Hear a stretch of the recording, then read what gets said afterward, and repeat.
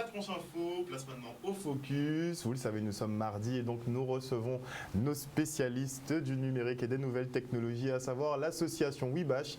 Et nous avons ce soir Yoël Pépin et William Leblanc. Bonsoir à vous deux. Bonsoir. Bonsoir. Ça a été la semaine? Oui, très bien. Tranquillement? C'est good. Et vous nous avez ramené deux nouvelles participantes, donc des têtes qu'on ne connaît pas encore. Il s'agit de Christia Madassaïb, qui est étudiante en 3e année en génie énergétique. Ouh là là. Et nous avons Sabrina Rémus. Rémus, c'est bien ça? C'est ça. Très bien. Sabrina Rémus, de sa fonction? Je suis chef d'entreprise et je suis aussi juriste et donc j'ai travaillé un petit peu sur la question de la transition durable. Je suis aussi porteur de projet dans le cadre d'un parcours dédié à la transition durable pour les Outre-mer. Alors très bien, on va parler d'énergie, ce qu'on appelle les énergies renouvelables, enfin les nouvelles sources énergétiques, mais on englobe ça justement dans ce fameux développement durable, dans cette transition énergétique, écologique. C'est pas une légende ça par hasard? Ça n'a pas l'air d'avoir des applications réelles en fait. Ben, c'est ça, c'est parce qu'on est en transition. Alors le terme qu'on utilisait, c'était développement durable. Développement durable. Et puis on a basculé vers la transition durable parce qu'on s'est bien rendu compte qu'il fallait déjà aller vers quelque chose. La transition, en fait, ça nous donne une idée d'un cheminement, d'un aller vers. Ça veut dire qu'on quitte un statut, une position, en tout cas une façon de faire qui n'est pas adéquate. Et donc, on va aller vers quelque chose de durable qui va être soutenable. Alors, l'idée de ce qui est durable, ça va être pour moi l'idée de ce qui est durable, soutenable par un territoire, par sa population et par son écosystème. C'est l'idée. Donc, ce serait un développement durable, mais en fonction des territoires. Et des populations qui y vivent. Oui, on peut l'entendre comme ça. Parce qu'il faut que ce soit soutenable par le territoire et par la population. Mais on a des points sur lesquels on va axer cette transition. Il y a vraiment des cibles à atteindre qui sont de l'ordre des objectifs de développement durable, en fait. C'est un petit peu Mais ça reste très flou. Les objectifs restent. Oui, ça reste très flou. Je suis d'accord avec le fait que ça reste très inaccessible pour la majeure partie de la population. Et si je peux donner un axe plus précis, ce parcours de transition durable des Nations Unies, il a une application spécifique pour les Outre-mer. Il y a ce qu'on appelle une trajectoire Outre-mer qui a été définie et qui donc va axer les efforts sur cinq points, dont les déchets, la pollution, le climat, ou plutôt zéro carbone, ce qu'on appelle un objectif zéro carbone. Zéro carbone, c'est directement lié aux émissions de gaz à effet de serre et aux énergies renouvelables. Puis il y a aussi l'inclusion et la vulnérabilité. Je suis tout à fait d'accord. Je suis tout à fait d'accord parce que je pense que la Guadeloupe fait partie, on devrait être porteur vraiment de la transition écologique. On devrait être avant-gardiste. Oui, parce qu'on est une île, on est les premiers concernés, on remarque bien plus que d'autres endroits que l'espace est une ressource compliquée. C'est-à-dire les déchets, on a du mal à les gérer, on a du mal à gérer, on a beaucoup d'énergie qui se gaspille dans l'air, le soleil, c'est super ici. Je voyais ce matin le statut d'un ami qui parlait comme par hasard, des voitures électriques et de la neige. Ou en disant, oui, parce que à cause du chauffage dans les voitures, parce que le chauffage est beaucoup moins efficace qu'une voiture thermique. Là où on pensait justement à une voiture coincée dans un embouteillage, elle peut se décharger et une fois déchargée, plus rien n'est possible. Il n'y a pas de dépannage, on ne peut pas mettre de l'essence, on ne peut plus rien faire.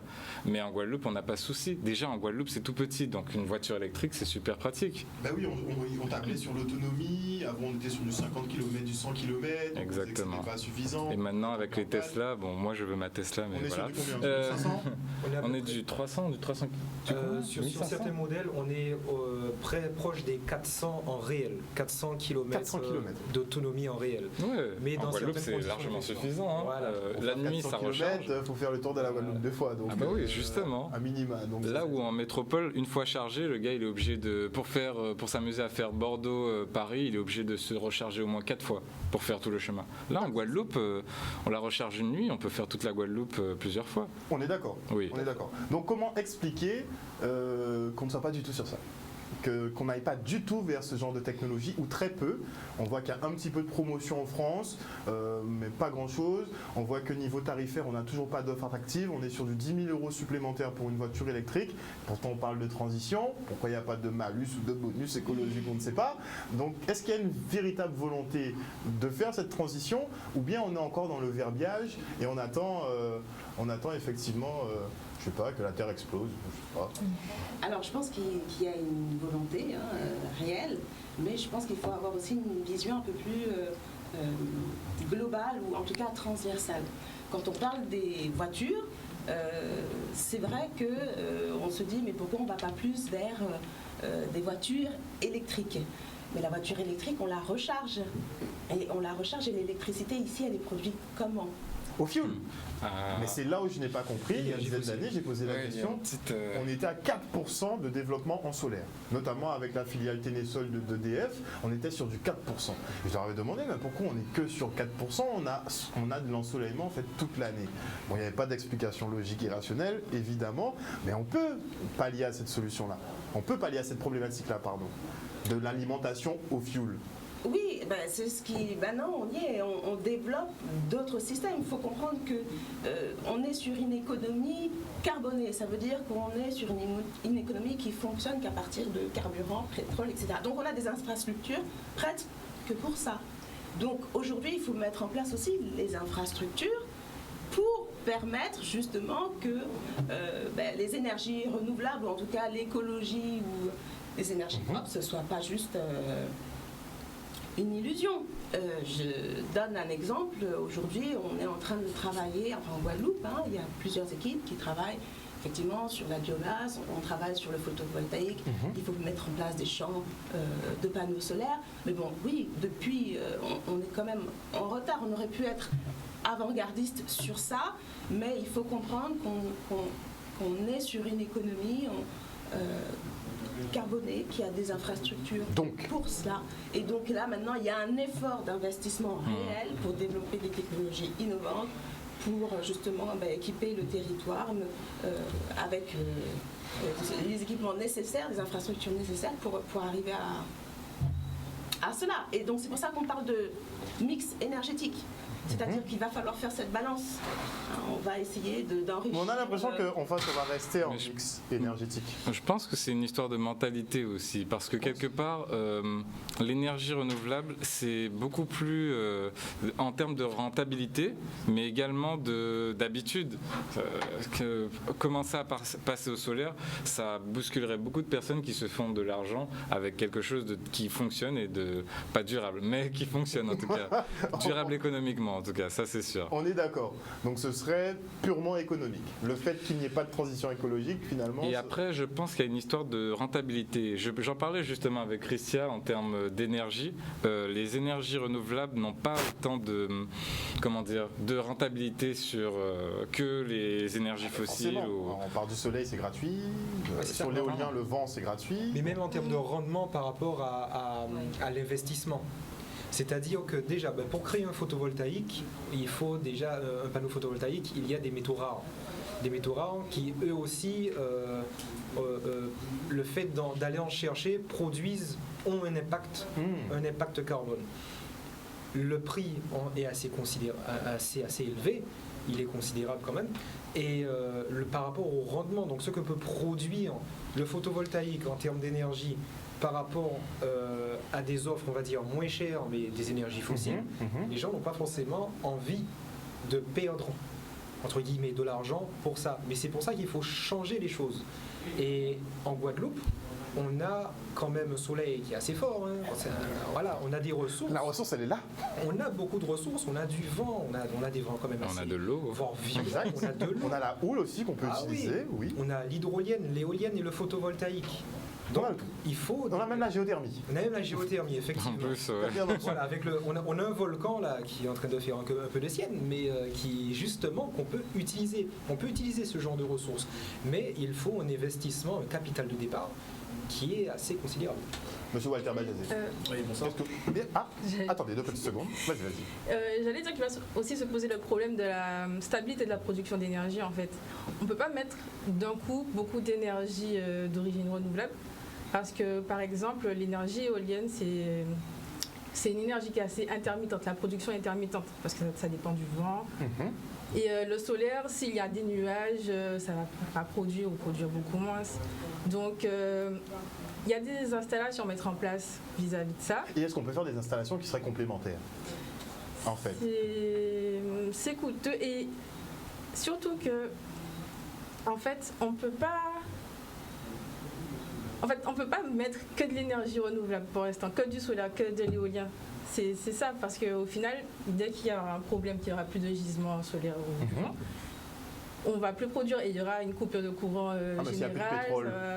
Coupure de courant générale aussi. Hein. Donc pour l'instant, oui, bon, il s'arrange pour ne pas que ça arrive. N'est-ce pas? Pour l'instant, c'est vraiment EDF mais si on veut pallier, qui soutient énormément le réseau en fait. Ok, mais si on veut pallier, on peut ou pas?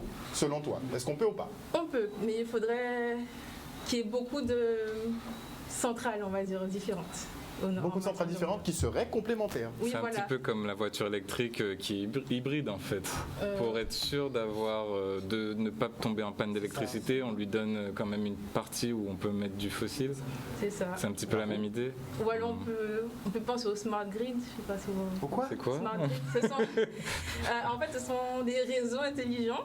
D'accord. Et en fait, c'est un projet qui existe maintenant en France et beaucoup d'endroits dans le monde où ils essayent en fait de faire des productions locales, c'est-à-dire peut-être au sein d'une même résidence, il y aura vraiment... La production se fait sur le lieu même de la résidence et est transmise à toutes les personnes qui habitent autour. Il y aura des micro-réseaux un peu comme ça, un peu partout, ce qui fait que s'il y a un problème quelque part, ça ne va pas forcément impacter tout le reste du réseau.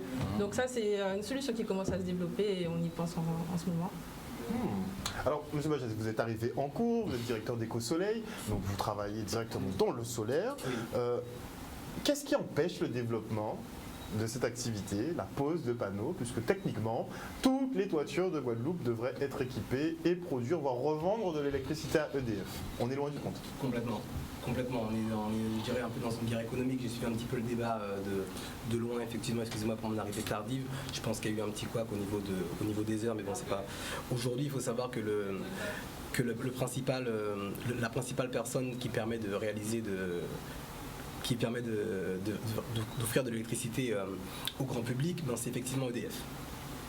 EDF, l'un des actionnaires principaux d'EDF, c'est bien sûr l'État. Donc ça veut dire aujourd'hui que l'État a une source de revenus qui est directe par rapport à EDF. On est sur de l'économie pure et dure. Quel est l'intérêt de l'État de favoriser, si vous voulez, un domaine d'activité qui, quelque part, va pénaliser ses finances en elles-mêmes? Donc il est effectif que là, pour le coup, on est clairement dans une... C'est le chat qui se mord la queue. Tout le monde est conscient qu'il faut passer à l'énergie verte. Ceci dit, l'État, et encore plus aujourd'hui avec la situation qui se passe, a besoin d'argent. Donc quel serait l'intérêt de l'État de favoriser l'énergie photovoltaïque? À aujourd'hui, elle n'est pas présente. En Guadeloupe particulièrement. Après, si on ouvre un petit peu le champ, on se rend compte que dans les différents pays d'Europe, aujourd'hui, il y a le marché de l'électricité a été ouvert. C'est-à-dire que EDF, en France, en Belgique, en Allemagne, EDF n'est plus en situation de monopole, dans le sens où le marché a été ouvert à d'autres fournisseurs. Exactement, qui fait qu'effectivement, aujourd'hui, on a des actions au niveau du photovoltaïque, des primes, du crédit d'impôt, qui est mise en place aujourd'hui en métropole, qui n'arrive pas encore aujourd'hui en Guadeloupe. D'accord, voilà. On a toujours un temps de retard. Mais est-ce que ces crédits sont conséquents déjà? Est-ce que vraiment ça minimise le coût à l'achat? Je dirais oui et non. On arrive dans une phase, si vous voulez, où à certains niveaux, je parle de la calotte glaciaire par exemple, la déforestation, on arrive à ce qu'on appelle des points de non-retour. C'est-à-dire que la barrière a été franchie. Donc quoi qu'on fasse aujourd'hui, la calotte glaciaire va fondre. Dans tous les cas. Quoi qu'on fasse, aujourd'hui, on a beau replanter des arbres, si vous voulez, la déforestation, c'est un fait. Donc, ça permet, ceci dit, d'avoir une prise de conscience collective et d'apporter des accélérateurs. Des accélérateurs avec pas uniquement le photovoltaïque, ils ont abordé des sujets qui sont très intéressants comme par exemple la voiture électrique, le chauffe-eau solaire également, sont des choses, si vous voulez, sont des axes où tout à chacun doit avoir cette prise de conscience de se dire aujourd'hui comment je consomme et comment je surconsomme. On est en... Je vais donner un exemple simple. On est en Guadeloupe, on a un climat tropical. C'est un fait, c'est avéré, d'accord ? Pourtant, on est tous friands de climatisation. Tous, moi le premier. Clairement, non, ça a commencé par la clim dans la chambre, et aujourd'hui on est passé dans la clim dans le salon, tout le monde a son gros climatiseur. Mais l'impact, si vous voulez, à partir du moment où vous allumez votre clim, vous sollicitez la centrale EDF, qui elle-même va produire du gaz CO2, qui elle-même va polluer. Donc, oui, mais pour pallier justement à ça, on a la pose de panneaux qui est possible. Complètement. La technologie a évolué. On est quand même sur des productions électriques qui sont sérieuses, qui sont raisonnables pour une habitation, même avec climatiseur. Avant, on disait que oui, si vous aviez une clim, avoir du solaire, ça servait à rien parce que même la clim, on ne pouvait pas la faire tourner. On a résolu ce problème. Donc pourquoi les maisons ne sont pas plus équipées? C'est ça la grande question. Le photovoltaïque aujourd'hui, c'est un produit élitiste. D'accord. Je vous le dis de façon très transparente. Ah bon? C'est un produit très élitiste en termes de coût. En termes de coût. C'est-à-dire qu'aujourd'hui, monsieur et madame tout le monde sont intéressés. Monsieur et madame tout le monde viennent vers nous pour pouvoir avoir des solutions. Mais quand vous avez un foyer moyen où le mari va gagner 1500, sa compagne 2000 euros, si vous voulez que vous leur proposez un kit photovoltaïque entre 8 et 10 000 euros, l'impact d'amortissement, si vous voulez, effectivement, on va leur dire dans 10 ans, messieurs, dames, vous n'allez pas payer, ça sera rentabilisé, mais les gens, ils n'en sont pas à rentabiliser en 10 ans, ils en sont à faire manger les gamins à la fin du mois, à payer le loyer, à payer la facture d'électricité. Donc c'est là où je vous dis qu'aujourd'hui, c'est un produit qui reste élitiste. Donc oui, nous, on met en place, si vous voulez, des kits qui restent plus ou moins abordables, mais là c'est vraiment aujourd'hui c'est de façon claire une prise de conscience collective qui doit se faire prise de conscience je veux bien, hein, mais si on attend comme pour la gestion des déchets, on va attendre très longtemps, parce que si on n'a pas les filières qui sont établies, on n'a pas les politiques qui suivent, la population ne fera jamais de transition. Elle ne fera jamais le pas. Mais autant pour les ordures, etc., je pense qu'il y a des solutions. Mais dans le terme, par rapport aux panneaux photovoltaïques, le problème, c'est le matériel en soi. C'est plutôt qu'est-ce qui fait ce coût en fait élevé de la technologie. Exactement. Est-ce que c'est la technique? Est-ce que c'est le matériel utilisé? Est-ce qu'il n'y aura pas quelqu'un pour casser le prix, un peu comme Soch, je sais pas moi? Est-ce qu'il y aura quelque chose? Non, pourquoi pas? Est-ce que ça sera pas Webash? D'une façon générale, vous avez raison, il y a toujours possibilité de faire une réduction de coûts. Simplement, quand vous êtes sur la fourniture d'électricité, c'est important quand même de fournir un produit de qualité, parce que le panneau photovoltaïque, par exemple, moi j'étais en train de faire un sourcing au niveau des fournisseurs sur un panneau de 300 watts crête, donc 300 watts la puissance maxi du panneau, ce que j'installe de façon générale. En prix d'achat, j'ai des produits qui sont à 40 €, j'ai des produits qui sont à 120 €.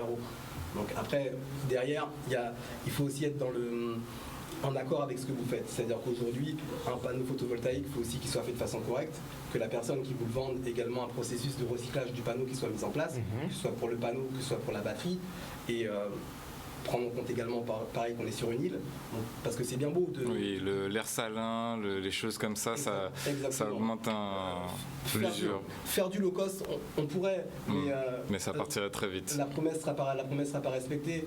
Encore une fois, on est sur des budgets qui sont relativement conséquents. Il y a beaucoup de personnes qui, au-delà de l'aspect écologique, qui est fondamentalement très important, mais l'aspect sécuritaire. Il y a beaucoup de personnes aujourd'hui qui nous disent « Moi, je veux du photovoltaïque, tout simplement parce que je vois ce qui se passe avec les coupures d'eau en Guadeloupe. Est-ce que le réseau électrique, il est peut-être pas semblable aujourd'hui ?» Donc, Monsieur Bajazé, à la limite, l'écologie... Ce que je veux, c'est pouvoir continuellement avoir du courant chez moi. Du confort. Exactement. C'est le confort. C'est un confort, mais encore une fois, ça a un certain coût, si vous voulez. Ça demande d'avoir des personnes qui ont une certaine connaissance. Ça demande effectivement d'avoir une jeunesse qui s'y intéresse. Le monsieur qui m'accompagne aujourd'hui dit... Moi, je suis très intéressé. Je veux même voiture électrique plus tard. Il veut une Tesla, précisément. Rien que ça. Aujourd'hui, il y a beaucoup de filières qui sont ouvertes. Ce monsieur est professeur dans un institut, si vous voulez, et il représente un établissement où on accueille des... Enfin, il pourra en parler mieux que moi. C'est des BTS en sciences de l'environnement. Ouais, moi je me présente. Allez-y, Donc, alors, je suis monsieur Sigesca, j'étais invité par monsieur qui accueille nos élèves pendant les périodes de formation. Donc, nous sommes le lycée du Lamentin, mon lycée des métiers, du bâtiment et des services. Et on prépare justement, on propose une formation qui est le BTS technico-commercial avec l'option énergie-environnement. Donc on est deux normalement. Ouais. Donc c'est là un petit peu que j'en profite parce que bon, c'est une émission ouverte. Hein. Mais on voit quand même. Est quand même là. En profitant de votre présence, l'option énergie en question. Environnement. Alors je vous en parle un petit peu. Voilà, donc on accueille Quel ces débouché jeunes. Alors c'est débouché. Alors d'une part, donc c'est un BTS dans le camion, d'accord, dans l'avant, d'accord. Et elle est associée avec l'option énergie-environnement. Donc dans cette formation, on propose de la techno-industrielle, d'accord, du bâtiment, et en l'occurrence, on va intégrer les énergies renouvelables, d'accord. Donc dans ce cadre, on va présenter la maison BEPOS. Donc BEPOS, c'est le bâtiment, énergie positive. Donc il faut savoir que tous les bâtiments sont classés en fonction de leur consommation énergétique, et en fonction de cette consommation énergétique, eh bien, on va leur attribuer donc un classement. Par rapport au matériel en soi. Alors, on intègre dans la maison, si vous voulez, le photovoltaïque. Puisque là, je produis ma propre énergie, d'une part. D'autre part, je vais utiliser donc les équipements de confort, la climatisation. D'accord. Alors, il peut y avoir la climatisation absorption. D'accord. Donc, on n'utilise plus le compresseur électrique, un compresseur chimique, le chauffe-eau solaire, et bien sûr l'enveloppe du bâtiment thermique, donc les isolants, comment orienter sa maison, comment utiliser donc la ventilation VMC pour pouvoir ventilation VMC. VMC, ventilation mécanique contrôlée, donc c'est la technologie, hein, c'est la technologie de communication qu'on utilise dans les industries. Donc toute cette technologie va permettre donc d'obtenir une maison qui est autonome et donc qui produit son énergie, qui peut revendre son énergie. Donc tous ces jeunes, donc avec mon collègue, donc on les forme sur la partie vente, hein, donc prospect, développement du client, développement des produits. Donc c'est une opportunité extraordinaire pour les jeunes Guadeloupéens de se former à partir d'un bac STI, d'accord, sciences techniques du management, des bacs pro, d'accord, bacs pro qui sont liés donc à la climatisation, la maintenance des systèmes énergétiques, à l'électricité, à la domotique. Donc tous ces jeunes vont venir. Il faut savoir que bon, dès la fin du bac, il y a le Parcoursup qui arrive sur le 20 janvier. Et donc on doit se projeter. On doit envisager donc des formations. Et nous, on propose cette formation. Pourquoi ? Parce que je vous l'ai déjà clairement expliqué. Et d'autre part, parce que la loi de la transition énergétique qui a été votée en 2015 par Ségolène Royal, qui était ministre, d'accord, elle a deux objectifs, cette loi. Elle a d'une part à limiter donc ce que tu... excusez-moi, ce que je dis. Voilà, c'est-à-dire le dérèglement climatique, le réchauffement de la planète, d'accord, comment lutter contre ce dérèglement d'une part, et d'autre part de rendre la France et ses régions et les départements autonomes au niveau des énergies. Je trouve que là, il y a vraiment une vraie... et donc nous on a une perspective énorme parce qu'aujourd'hui il y a 80% de l'énergie qui est produite à partir des centrales fuel de Jarry et de moules en charbon. Donc, vous voyez, donc charbon. Et à Marie-Galante ils veulent ouvrir une filière charbon aussi, et pétrole. Donc en fait on est vraiment dans le rejet du CO2, d'accord. On a un discours, mais on produit notre énergie, voilà, de cette façon. Cependant, on a l'opportunité, d'une part parce que on a des alizés, d'accord. Seulement 3% de la production énergétique des énergies sont produites par les éoliennes. 3%, 5% pour photovoltaïque. Ouais. D'accord.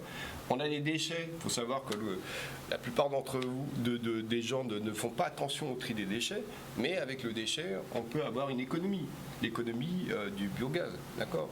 Récupérer donc les déchets, produire de l'énergie, et on peut aller jusqu'à 3%. On peut également produire sur tous les services dérivés, récupération des pneus, récupération du plastique, produire du compost. Donc il y a des enjeux économiques pour produire de l'énergie, pour utiliser le recyclable. Et bien sûr, j'allais aborder le point d'eau. la récupération d'eau, d'accord, avec des aides financières qui sont données, Complètement. qui sont également données pour l'isolation thermique du bâtiment, parce que bon, effectivement, on peut se climatiser, mais si c'est une vraie passoire, Ça sert à rien. ça sert à rien. Donc en fait, toutes les solutions technologiques, elles existent, d'accord. Il faut savoir que bon, l'homme, tout le monde connaît son histoire. Hein. Au Moyen Âge, on se rend compte de l'intelligence, on passe sur des cathédrales, vous imaginez, on passe vous voyez, le système, l'évolution. L'évolution industrielle, et aujourd'hui on a ce problème, d'accord, le réchauffement climatique. Ça veut dire que là on est à peu près 7, peut-être dans 2030, 2050 on sera peut-être 9, 10 milliards de personnes. Elle est où cette filière? Alors, nous, je vous l'ai dit, c'est le lycée du Lamentin. Du lycée du Lamentin. Okay, pour ça que Parcoursup va s'ouvrir. Et j'invite les jeunes vraiment à pouvoir il y a une vraie innovation dans les filières en Guadeloupe, parce qu'il y a même la filière de Christian où on a créé beaucoup de formations vers cette idée-là. Il faut savoir qu'il y a 2 diplômes d'ingénieurs à faire à l'Université des Antilles, tout à fait. dans les énergies renouvelables, matériaux et énergétiques. Alors en 2005, la première licence énergétique avec M. Blombou, qui est maître de conférence, qui est le représentant à la région sur tout ce qui est justement politique énergétique. On a ouvert la licence énergétique pendant 5 ans. Pendant 5 ans à Fouilleul, on a formé des jeunes. Aujourd'hui, donc, ils intègrent soit l'enseignement, soit... Et il y a une transition quand on fait le BTS pour aller vers tout le à fait. diplôme. Oui, c'est bien sûr par la licence. Par la licence. Et c'est vrai que je ne vais pas rester plus longtemps parce que j'aimerais bien aussi qu'on De connaisse. toute façon, il y a la coupure pub.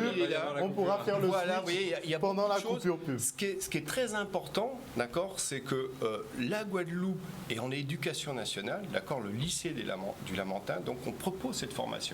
Donc il faut vraiment cibler, que les jeunes ciblent un projet, d'accord, un projet qui est vraiment d'actualité, et donc ça permet à ces jeunes, parce que je vous ai présenté toutes les opportunités d'économie, d'accord, de se former. Et je remercie monsieur Jazen de nous avoir invités, et surtout de pouvoir accueillir ces jeunes, parce que par exemple, le jeune qui est chez lui, il est parti d'un CAP d'électrotech, d'accord, un BEP, un bac pro. Aujourd'hui, il est fier d'être en BTS, et donc il a toutes les opportunités. Il a fait un peu de terrain, il est... Et quelque part, ça revient un petit peu à ce qu'on se disait tout à l'heure. Qu'est-ce qu'on fait aujourd'hui pour pouvoir que les choses puissent évoluer ? Tout simplement en sensibilisant notre jeunesse sur ce concept, en leur offrant les diplômes, et après, on va aussi à toutes les personnes, à toutes les entreprises, de prendre le temps d'intégrer ces jeunes, parce que demain, si on a des technico-commerciaux qui sont formés à la problématique sensibilisée à l'environnement, ils seront en mesure de proposer à leurs clients des produits de consommation qui sont en adéquation avec l'écologie. Voilà, tout simplement. Le technico-commercial, c'est l'interface entre la production, d'accord, et le service, la vente, le client. C'est une première étape. Et après, on pourrait peut-être passer en phase de production au lieu de s'équiper en Chine. Écoutez, c'est pas une mauvaise idée. On en parle après. On se quitte pour une page de publicité et on revient tout de suite après en plateau. Ça marche. Donc, monsieur est de on y va.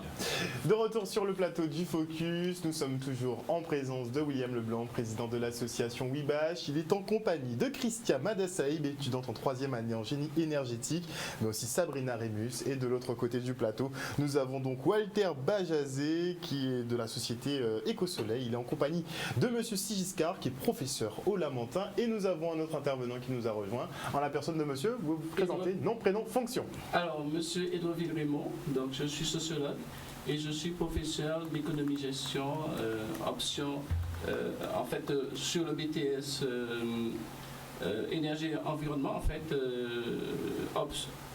c'est le BTS technico-commercial qui a changé de nom et qui s'appelle maintenant Conseil, commercialisation des services et en fait, nous avons 2 options en fait, au niveau du lycée du Lamentin. Nous avons une option énergie-environnement, et c'est pour ça que nous sommes là. Et nous avons une autre option, en fait, c'est l'option matériaux de bâtiment. Alors, donc, en fait, on était venu pour présenter un petit peu ce BTS, donc surtout pour montrer l'intérêt justement d'avoir des gens qui soient formés, surtout sur la partie commerciale. C'est-à-dire, parce qu'en fait, je pense que pour l'instant, de nos jours, ce qui pose problème dans le développement des énergies renouvelables aussi, c'est l'image, en fait. Le fait que ces nouvelles énergies bénéficient, à mon sens, d'une image négative, c'est-à-dire dans l'esprit du public. Parce qu'en fait, c'est pas une énergie, si vous voulez, qui est facile à utiliser dans leur esprit. Parce qu'en fait, nous avons, par exemple, un système où on a toujours privilégié certaines énergies, hein, donc je veux dire notamment l'énergie fossile, d'accord ? Et voilà que, bon, maintenant, on a tendance à plus considérer les énergies renouvelables comme étant des énergies d'appoint, quoi, je veux dire. Je pense que c'est ça qui... Maintenant, on a besoin de gens vraiment performants pour pouvoir commercialiser ces nouvelles énergies, d'accord ? Des technico-commerciaux, en fait, qui soient formés, bien sûr, sur la partie technique, parce qu'en fait, il faut bien connaître ces énergies, mais aussi, il faut leur faire une formation commerciale. D'accord ? De manière à proposer, déjà à être à l'écoute hein, des Guadeloupéens, et aussi leur proposer des solutions qui soient à la fois des solutions techniques, des solutions commerciales, mais aussi des solutions financières. Et donc voilà pour ça que nous avons ce BTS, en fait, au Lamentin. Et donc nous avons par exemple des étudiants qui sont actuellement en stage, hein, pour ceux qui sont en première année, et nous avons justement M. Benjazé qui a accueilli un de nos stagiaires. Donc voilà l'une des raisons pour lesquelles nous sommes avec lui aujourd'hui, pour pouvoir justement apporter aussi notre contribution au développement donc, des énergies renouvelables en Guadeloupe. Alors j'aurais une question. Si on n'est pas encore passé au totalement renouvelable, est-ce que c'est pas en partie pour la stabilité du réseau ? Si on n'a pas mis du solaire partout d'un coup et puis regarde ce qui se passe. Alors, si on parle effectivement aujourd'hui d'injection, parce qu'il y a deux types de façons de voir le photovoltaïque, on peut dire part du principe que soit alors vous avez le client qui lui va vouloir produire et consommer ce qu'il produit, d'accord ? On est sur l'autoconsommation, il produit, il consomme. Ensuite vous avez le client qui va dire je produis. Le soir, j'aurais besoin également de pouvoir utiliser cette électricité, donc je stocke à travers des batteries lithium ou plomb, et là on en revient pareil sur ce paramètre écologique à se dire attention, on stocke, mais si on stocke dans la batterie ou dans du plomb ou dans du lithium, comment après derrière on s'occupe de ces produits-là arrivés en fin de vie. Et il y a le troisième point, il y a le client qui va effectivement vouloir acheter sa station photovoltaïque, consommer et revendre le surplus aujourd'hui à EDF. Ok ?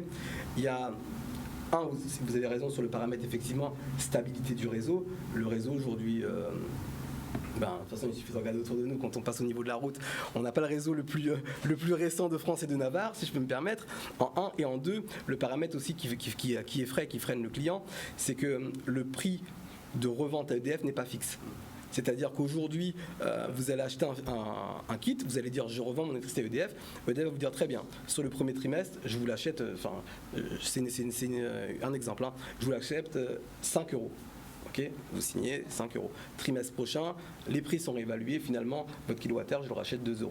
Donc il y a aussi, si vous voulez, cette incertitude par rapport à combien ça coûte à la revente qui fait que les personnes ne vont pas forcément vers le photovoltaïque. Après, on parle de transition énergétique. Je pense que, je reviens vraiment à ce que je vous ai dit dès le départ, la façon de consommer aujourd'hui au quotidien, c'est elle qui a le vrai impact. Effectivement, même si c'est un produit qui est élitiste, donc certaines personnes peuvent se permettre, aujourd'hui, tout le monde, dans sa façon de consommer, peut se dire qu'est-ce que je peux faire d'une façon claire pour pouvoir permettre à la planète de respirer un peu mieux, d'avoir une bouffée d'air frais. C'est dans les petits gestes. Je ne vais pas paraître pour le plus écolo des écolos, et la vraie problématique aussi de l'écologie, si vous voulez, c'est que sur ces dernières années, elle a été politisée. Donc, quand vous voulez parler d'écologie, on vous met dans une case politique, alors que simplement non, vous êtes un amoureux de la planète. Enfin, moi, pour ma part, j'ai des enfants, j'ai envie que demain, ils puissent jouir d'un monde qui est magnifique. Je vais vous citer Le Petit Prince. Dans Le Petit Prince, on dit « Nous n'héritons pas de la terre de nos parents, nous l'empruntons à nos enfants ». Je pense que c'est une vraie philosophie de vie. C'est-à-dire, à un moment donné, on a trouvé un écosystème qui est en place, à trop vouloir le bousculer, à trop vouloir changer nos habitudes, on arrive à une saturation du système. Le fait de vouloir passer au photovoltaïque d'une façon peut-être effectivement trop brutale ou trop radicale, c'est pas aussi pour moi la meilleure solution, parce que dans tous les cas, à un moment donné, ces panneaux, il va falloir les recycler, les batteries, il va falloir les recycler. Est-ce qu'aujourd'hui, les moyens sont mis en place pour l'après ou le pendant photovoltaïque? À aujourd'hui, non. Donc c'est sûr que... D'accord, mais si on ne se bouscule pas, M. Benjazé, oui, la transition prendra beaucoup trop de temps au final de compte. Moi, je regarde un exemple tout simple, hein, et il ne faudrait pas qu'on fasse la même erreur, c'est sur la gestion des déchets. On parle de tri en Guadeloupe. Je ne devais même pas être né, on parlait déjà de tri en Guadeloupe. En France, ce sont des systèmes qui sont bien établis, donc ils ont leur filière de revalorisation. Ici, on n'arrive même pas à avoir une collecte qui soit optimale. Donc a fortiori sur la revalorisation. Est-ce qu'on ne va pas suivre le même schéma sur le photovoltaïque ? Oui et non. Oui et non. Alors il y a deux choses. C'est effectivement, attention, il y a une question d'éducation également. D'où l'importance également de toutes ces filières qui sont mises en place et l'importance également de diriger la lumière vers elles aussi. On a été éduqués d'une certaine façon. Donc si vous voulez, les habitudes de vie, elles ne changent pas du jour au quotidien. Clairement, passer du rasier qu'on brûle à trier pour jeter, exactement. On sent qu'on a du mal. Enfin, pour mes parents, c'est mon père m'écoute, il sera outré, mais pour mes parents, enfin, c'est logique de prendre ces déchets et de les brûler. C'en est complètement logique. Du plastique, et j'en passais des meilleurs. Mais si vous voulez, et puis c'est bon pour les moustiques. Et puis tout ça, c'est une question d'éducation. Donc c'est vrai que plutôt que de se dire ça va pas et ça continue de pas aller. Je pense qu'aujourd'hui, ce qu'il faut, c'est vraiment être dans la sensibilisation des plus jeunes, la sensibilisation de cette nouvelle génération, nous y compris, et ne pas forcément faire du photovoltaïque un cheval de bataille, c'en est un. Mais voir toutes les possibilités qui s'ouvrent aujourd'hui en termes d'environnement pour permettre, si vous voulez, effectivement de réduire cet effet de serre, de réduire également la partie santé. Il faut savoir qu'aujourd'hui, la pollution, Mais la pollution atmosphérique, c'est l'une des principales causes de décès. On en parle très peu. Mais complètement. C'est un fléau planétaire. Et les asthmatiques, j'en passe, des cancers, etc. Et aujourd'hui, ça, par contre, c'est un mode de fonctionnement, c'est un mode de consommation, et c'est là où on doit effectivement prendre le temps de recevoir, de discuter, et oui au photovoltaïque, mais pas n'importe comment. J'ai une remarque et une question. Tout à l'heure, je parlais de transition durable avec durable dans le sens de quelque chose de soutenable. Si c'est soutenable, c'est que ça a été planifié. Est-ce qu'on a aujourd'hui en Guadeloupe une vision, qu'elle soit publique ou même des acteurs privés, qui soit capable de nous dire, sur ce territoire-là, par rapport au mix énergétique, parce qu'on ne peut pas foncer dans une voie ou dans l'autre, on ne peut pas dire... On a prévu d'aller à hauteur de 30% pour du photovoltaïque, 20% pour du carbone, sur de la biomasse à hauteur de 15%. Est-ce qu'on a cette vision-là qui permettrait justement d'avoir cette éducation, d'avoir une vraie planification, de dire que si on va au photovoltaïque, on va équiper prioritairement tel et tel type de public. Est-ce qu'on a ça? Parce que je pense que si on n'a pas ça, ça reste toujours très évanescent. Et voilà. C'est ce qui se passe.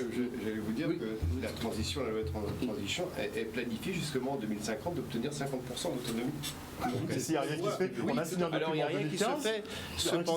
Cependant, vous parliez de prix qui est très important, d'accord. Il y a plus d'un an, il y a un an, c'était le double. Le photovoltaïque était à 20 000 pour à peu près la puissance que vous présentez. Maintenant, on est passé à 10 000, 12 000. Donc, c'est aux régions, d'accord, d'apporter de l'aide. À La Réunion, par exemple, il y a des aides. Ils sont à 38% d'énergie renouvelable à La Réunion. Oui, voilà, parce que La Réunion a vraiment pris ce cheval de bataille comme une thématique très très importante, et donc elle aide le particulier à s'équiper du photovoltaïque. Les crédits impôts, donc voilà, ils vont jusqu'à 6 000 euros. Donc vous voyez, on passe de 11 000 à 6 000 euros. Donc ça rentre forcément peut-être dans une enveloppe financière. Alors moi je pense qu'il faudrait, puisque en fait la vision de M. Bajazé, bien sûr on l'a bien comprise, c'est vrai que vous avez parlé de lutter contre les effets de serre. Oui, bien sûr, c'est l'une des missions justement qu'on attribue justement à ces énergies renouvelables, bien sûr par rapport aux énergies fossiles. Mais je crois que si vraiment on veut développer les énergies renouvelables en France, sur l'ensemble du territoire français, il faudrait avoir une autre, notre regard sur ces énergies et voir aussi le côté économique, miser sur l'économique. Et je pense que justement, je reviens à cette fameuse nécessité de former des jeunes. Parce qu'en fait, il faut miser sur l'économique, miser sur la formation des jeunes dans ces nouvelles technologies, justement, de manière à ce qu'ils soient capable de répondre à des attentes, à des besoins, aux besoins des entreprises, justement, pour pouvoir développer ces énergies. Et non pas toujours penser énergie renouvelable comme un petit quelque chose à part, justement, un petit plus. Non, il faut vraiment que ces énergies renouvelables entrent dans le quotidien des Guadeloupéens et des Français d'une manière générale. Parce qu'en fait, la réalité, c'est que les énergies renouvelables, et surtout l'éolienne et le photovoltaïque, représentent à peu près 20 000 emplois en France. D'accord? Donc, je n'ai pas vraiment fait d'études en Guadeloupe, je ne sais pas combien ça représente, mais il y a des métiers qui sont, justement, qu'on peut développer par rapport à cela. Oui, donc, mais on ne pourra pas faire des filières entières sur ces secteurs-là. Ça va saturer vite. Oui, mais justement, il y a des gisements d'emplois énormes dans ces domaines-là. D'accord? La géothermie également. La géothermie, donc, dans les métiers de l'eau, dans le traitement de l'eau, gestion des déchets, donc tout ce qui concerne, par exemple, la gestion des parcs naturels. Donc, dans ces domaines-là, donc tout ce qui permet de lutter contre le bruit également, donc les acousticiens, on a besoin de gens aussi autant par exemple, d'ingénieurs. Parce qu'en fait, justement, on parlait de formation. Nous, on a des BTS. Mais nos BTS, ils ont la possibilité après de poursuivre, de faire des licences pro, de faire par exemple des écoles de commerce. En fait, ils peuvent aller dans plusieurs voies. Donc, dans la voie commerciale, d'accord? Donc, tout ce qui est licence commerciale, d'accord? Technico-commerciale, bien sûr, licence économie-gestion, bien sûr, pour ceux qui vont choisir cette voie-là. Mais il y en a qui peuvent aller aussi dans des filières beaucoup plus techniques. D'accord? Donc, qui peuvent, par exemple, on a parlé des écoles de commerce, ils peuvent, par exemple, schéma. Des étudiants de BTS technico-commercial, maintenant, en fait, après, ont intégré Schema, qui est une école de commerce prestigieuse. Il y en a qui peuvent s'orienter vers le technique, vraiment technique, c'est-à-dire dans les écoles d'ingénieurs, polytechniques. D'accord? Donc, c'est possible. Donc, arrêtons de penser énergie renouvelable comme étant quelque chose d'à part, de tout à fait exceptionnel. Il faut que ça entre dans notre quotidien. Alors, notre problème aussi, et c'est pas le cas de la Guadeloupe, c'est en France d'une manière générale. Nous avons justement cette tendance à nous occuper, à nous préoccuper de tout ce qui nous intéresse de manière individuelle. Nous sommes individualistes. Pour nous, bien sûr, lorsqu'on nous parle, par exemple, dans les préoccupations des Français, si on regarde quelles sont les premières préoccupations des Français maintenant, qu'est-ce qu'on va citer? On va citer, donc, par exemple, le chômage, la santé, l'emploi, donc lutter contre l'insécurité, etc. À quel rang on met protéger la planète, lutter contre l'environnement? C'est à peu près en 8e, 9e position. Donc, ce n'est pas dans nos préoccupations. Non, voilà. Et d'autre part, nous pensons, pour nous, ce sont des éléments qui nous sont loin. C'est-à-dire que finalement, ce n'est pas dans notre quotidien. Donc, mais en même temps, l'énergie renouvelable, les énergies durables, on les utilise depuis longtemps, le chauffe-eau solaire. C'est quelque chose qui est déjà rentré dans les mœurs en Guadeloupe. Oui, mais c'est toujours exceptionnel. Voilà, cependant, c'est toujours exceptionnel. Je voulais juste dire, sans vous couper, que finalement, ce n'est pas la priorité, l'environnement. Parce que la production de l'énergie en métropole, c'est le nucléaire. Le nucléaire. Donc, nous sommes des déchets. Donc, l'idée de s'occuper de la Guadeloupe qui est déconnectée forcément du nucléaire, bien sûr. Parce que nous, notre seule ressource, eh bien, c'est forcément les énergies renouvelables. On utilise à peine 20%. Donc, ce n'est pas normal. En plus de tout ça, ce que vous avez dit, effectivement, changer notre quotidien, c'est quelque chose, mais effectivement, il aurait fallu éduquer la population à avoir des gestes pour pouvoir justement lutter contre le gaspillage, avoir justement des réflexes quotidiens écolos.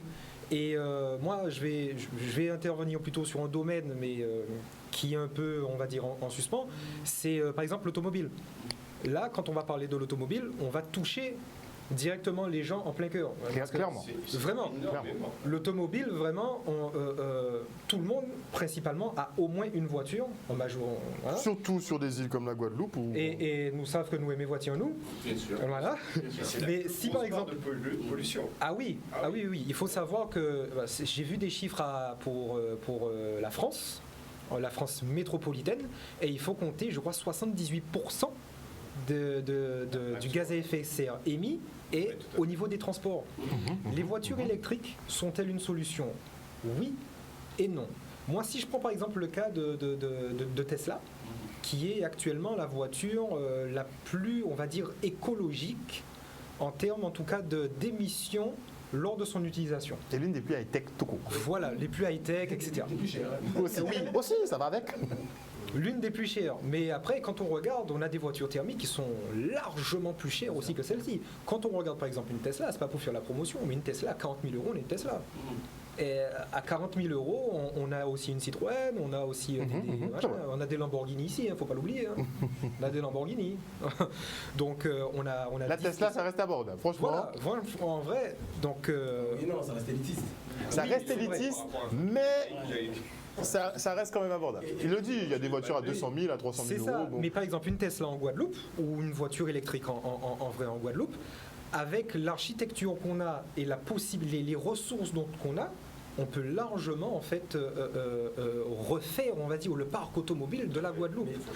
Je suis en accord avec ça. Par contre, et je le vois parce que j'ai des discussions actuellement avec des concessionnaires, si on est vraiment en phase, ok, on a une voiture électrique, mais de rien, le soir vous rentrez, vous la branchez. C'est ça. Vous consommez l'électricité. On déplace. Donc, mais voilà. pour parler de chiffres, a fait son capteur solaire pour recharger. Tout à fait. Oui, pour EDF. Mais en termes de chiffres, Il faut investir dans le photovoltaïque. mais en termes de chiffres au niveau de l'automobile, une voiture électrique, au cours de sa vie, pollue 2 fois moins qu'une voiture thermique. Oui. La voiture thermique, pour pouvoir alors, ils expliquent en gros que une voiture électrique, c'est au bout de 3 ans ou 40 000 km qu'il a le même niveau de CO2, qu'il compense en gros le niveau de CO2 par rapport à sa construction. Je ne sais pas si j'arrive à bien me faire comprendre, mais 3 ans ou 40 000 km, c'est rien du tout. Bien sûr. Après, on est encore sur une autre question où... Donc l'histoire de le moteur des Tesla, enfin le moteur des voitures électriques est beaucoup plus polluant que des voitures thermiques. Donc en 3 ans, c'est réglé. En fait, en termes d'impact au niveau du carbone. CO2, impact carbone. Par contre, pour pouvoir créer les batteries, là, on arrive sur des métaux mais très rares. Et ces métaux-là, effectivement, nous sommes dans une situation où recycler des batteries coûte plus cher que faire de nouvelles batteries. Parce qu'on a des personnes, pour pas balancer, mais de 20 euros, des enfants qui sont payés 20 euros à l'année, ça coûte moins cher que recycler. En France, on sait que ça coûte très cher. Si je prends le cas de la Chine et de l'Inde, ils ont bousculé les choses et ils ont dit en 2040, il n'y a plus de voitures thermiques. C'est interdit à partir de 2040. Par contre, on est quand même dans un cas où on se retrouve avec une personne par voiture.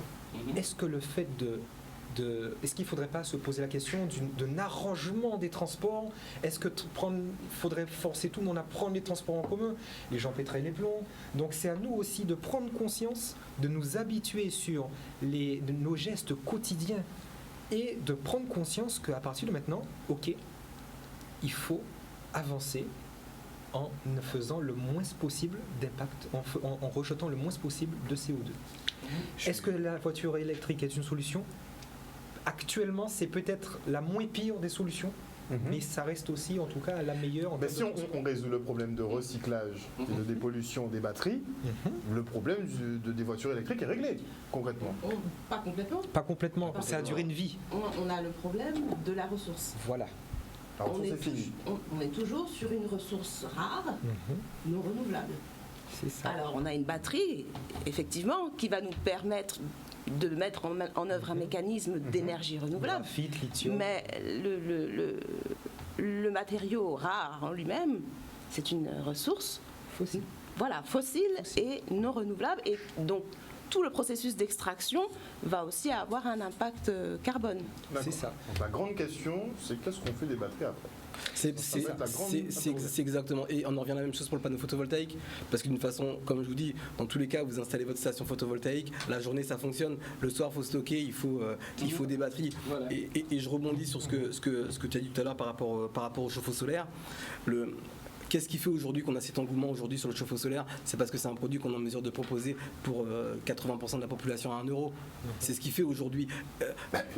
Sur les voitures électriques, à un moment donné, ça devrait arriver. Voilà. Il y a une loi, réglementation aussi du bâtiment, qui impose la pose du chauffe-eau. Oui, mais le particulier qui prend c'est surtout le financement. Je reviens au maillage ASE. Le particulier, financement, tout le monde. Le particulier qui nous contacte, qui nous dit pas oui bonjour, je veux être écologique, je veux être un éco-citoyen. Il va nous dire voilà le chauffe-eau électrique en magasin il coûte 150 €, en plus la pause, etc.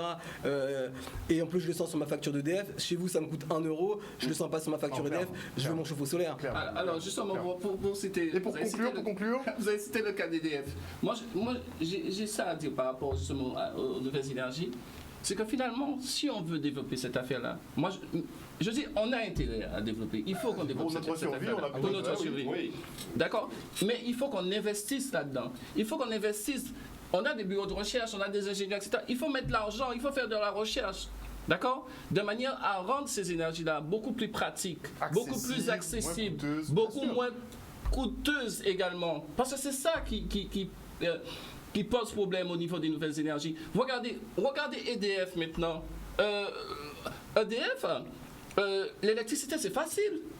Il suffit d'avoir un compteur, bon voilà on a un fil, voilà on construit sa maison, voilà on fait une demande, et puis on a un branchement, on a tout, on peut tout brancher dessus.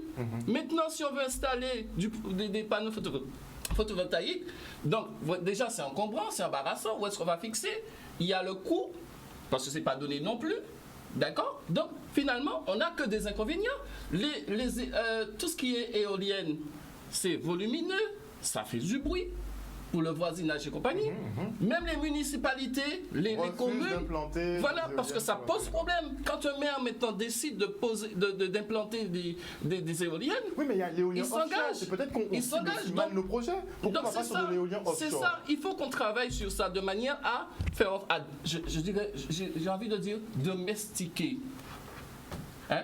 Ça c'est moi qui le dis, j'ai vu ça nulle part.